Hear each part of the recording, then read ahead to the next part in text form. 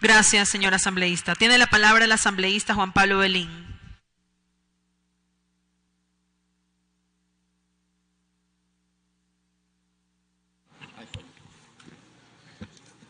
Buenas tardes, presidenta, compañeros asambleístas, también ciudadanía en general. Un tema muy importante el que estamos debatiendo, sin duda, el día de hoy, la Ley Orgánica para el Fomento Productivo. Y precisamente del fomento productivo es de lo que me interesa hablar, ya que en el Ecuador es necesario crear una sociedad de productores y propietarios, generar riqueza, generar empleo. Pero para fomentar aquello es indispensable identificar precisamente los sectores más necesitados de la producción y, por supuesto, los que más pueden desarrollarse también. Esto porque los recursos son escasos y tenemos que desarrollar los sectores que tengan precisamente más potencial. Dos, creo firmemente en la creación de políticas apropiadas para cada sector, puesto que no todos los sectores son similares. Hay que diferenciar aquello y trabajar con políticas diferenciadas. Sin embargo, un factor importantísimo es poner a disposición de dichos sectores capital fresco con plazos razonables y con intereses a bajo costo. Este último punto es imprescindible y precisamente necesitamos de la participación de los sectores financieros privados, una situación que en el proyecto de ley no está contemplada y que pido precisamente se lo ponga en consideración. Sabemos que la banca privada ha tenido grandes ganancias en estos últimos años y que bueno, que esta riqueza se lo pueda redistribuir precisamente beneficiando a los sectores productivos, a los agricultores, a los ganaderos, a los productores de pitahaya en mi provincia, a los productores de cacao, que necesitan precisamente esos recursos frescos para dinamizar precisamente sus negocios. En este orden de ideas resulta como una mesa con solamente dos patas que no va a poder sostenerse, por lo que resulta imprescindible que se ponga este sustento financiero, es decir, que la banca privada asuma también esta corresponsabilidad en este proyecto de ley. En tal virtud, solicito incorporar en el proyecto que debería ser considerado como una política de Estado el que se entreguen créditos con tasas preferenciales por parte de las entidades financieras privadas a quienes empiecen o desarrollen sus emprendimientos productivos y cuya vigilancia del cumplimiento estará a cargo precisamente de la Superintendencia de Bancos y de la Economía Popular y Solidaria. Por otra parte, dichas entidades deberán también reportar con una periodicidad a la Asamblea precisamente a qué sectores se han aportado estos créditos, estos beneficios y cuántos han sido los rubros con los que precisamente han apoyado estos diferentes sectores. Un segundo punto que me parece fundamental es sobre el no cobro de impuestos por los lapsos de tiempos propuestos en esta ley. A priori, el proyecto de ley propuesto por el Ejecutivo, al ofrecer no cobrar impuestos a aquellas empresas que se creen o se asienten en el territorio ecuatoriano, suena prometedor. Sin embargo, tenemos también ahí algunos cuestionamientos. El proponer un régimen opuesto al que existe, esto es, empresas o compañías que están radicadas con anterioridad en el Ecuador y que están sujetas a varias contribuciones y a cargas impositivas que, por otra parte, son también las que han hecho patria al quedarse en nuestro país en los momentos difíciles, en los momentos también buenos de nuestra historia económica, pero tendrían que enfrentarse a nuevas empresas que no tienen obligación de tributar por espacios de tiempo de hasta 20 años. Esto obviamente crea una diferenciación que es hasta cierto punto injustificada. En ese sentido se estaría creando dos regímenes de compañías, unas sujetas a un mayor régimen impositivo y otras que no tienen ninguna obligación impositiva para con el Estado, lo que a la postre creará también inconvenientes para el mismo Estado en el tema de empleo, en el tema de competitividad con respecto a todos los actores económicos.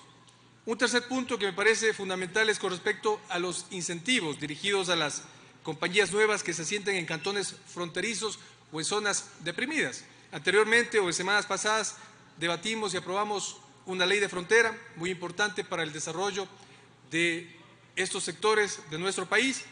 Nos parece positivo aquello. Sin embargo, debe considerarse también una excepción de impuestos habiendo una contraparte, es decir, que las nuevas empresas también pongan una contraparte. Y esto sería que la inversión se establezca en un plazo no mayor a 2 años, es decir, necesitamos reactivar la economía lo más pronto posible. Y poner un lapso de tiempo me parece que es fundamental para evaluar también este tipo de política. Que empleen trabajadores y profesionales o mano de obra calificada en no menos de un 80%, precisamente para constatar si el empleo está creciendo en estos sectores.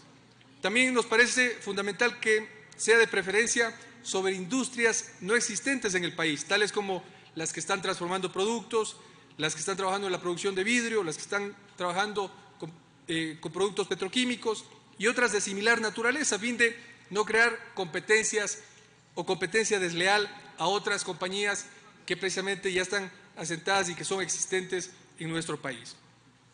Otro punto que me parece fundamental en cuanto a lo que tiene que ver con la norma de prudencia financiera. Antes de empezar con este punto de análisis es necesario advertir que la presente ley, en lo pertinente a la remisión de intereses, multas y costas, pero sobre todo en las excepciones, en el cobro de impuestos, hasta cierto punto atenta contra el principio de estabilidad financiera en el tiempo para el Estado. Esto pensando a futuro. Por otra parte, que yo sepa, en ningún país del mundo se construye un Estado con finanzas sanas si no se cobra impuestos. Porque de lo contrario, ¿cómo se sostiene el Estado? Es decir, aquí en la China y en la Cochichina se cobran impuestos. El que más tiene, más paga, el que menos tiene, menos paga. Esa es la lógica básica. En este sentido, hago notar a quienes proponen aumentar el lapso de tiempo de no pagar tributos, que representaría una camisa de fuerza para gobiernos futuros, que ante situaciones difíciles de la caja fiscal pueden verse obligados a solicitar tributos, inclusive a las mismas empresas de las que estamos hablando en esta ley, ocasionando dos posibles situaciones: el rompimiento de la seguridad jurídica y dos, una camisa de fuerza que terminaría en una crisis para el mismo Estado, generando problemas sociales, protestas, falta de gobernabilidad. Y eso no lo podemos permitir. Por lo expuesto, estoy de acuerdo con las reglas de prudencia fiscal si cumplen con los siguientes parámetros: que no se constituya una camisa de fuerza que impida el ejercicio de este o a posteriores gobiernos, que no implique la violación de los derechos constitucionales, que no implique la falta de operatividad del Estado frente a las necesidades que tienen nuestros ciudadanos, que no implique el favorecimiento de ciertos sectores en lugar de aplicar políticas que favorezcan a las grandes mayorías sin descuidar los grupos de atención prioritaria. Es positivo todos los esfuerzos que se pueden hacer desde diferentes sectores para lograr el crecimiento de empleo, mayores niveles de productividad, sin descuidar los equilibrios financieros. Sin embargo, este esfuerzo no puede solo venir o ser soportado por el Estado. Por el contrario, creo firmemente que debe colaborar e intervenir activamente todos los sectores, tanto el productivo, el financiero, el público y el privado, con el fin de que se repartan todas las cargas de forma equitativa y posteriormente también los beneficios.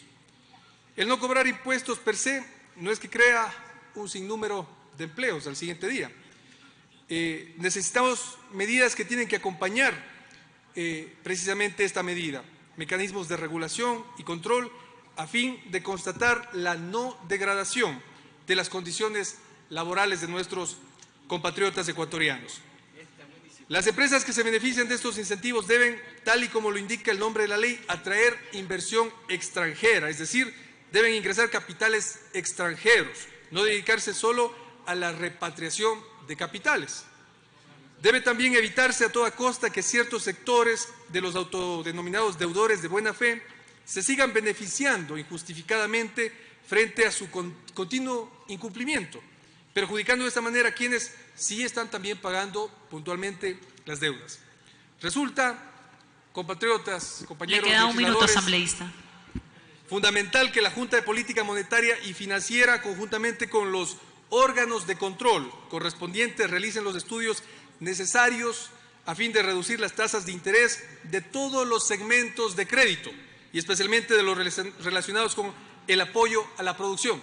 Con esto estaremos ganando todos, estarán ganando nuestros agricultores, nuestros ganaderos y precisamente podremos dinamizar la economía. Muchas gracias.